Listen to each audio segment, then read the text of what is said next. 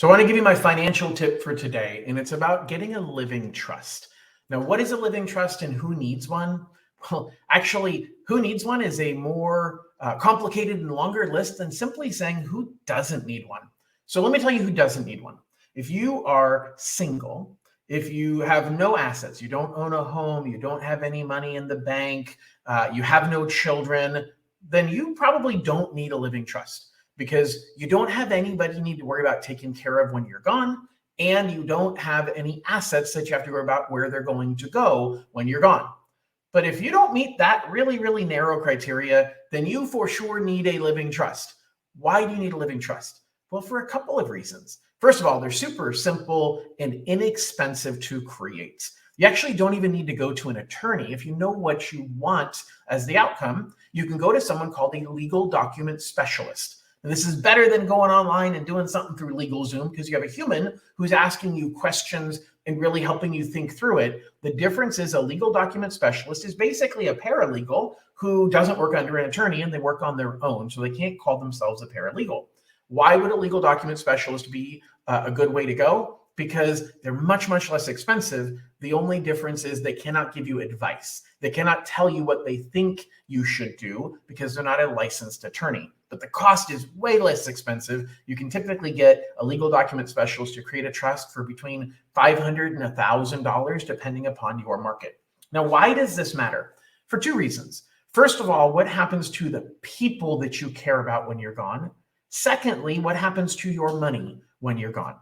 A living trust helps you avoid probate. Probate is the process where the court goes through and says, hey, who are the heirs? Where should the money go? Even if you have a will, you still have to go through probate because the court has to process the will. But with a trust, all of your assets are owned by the trust. You own the trust.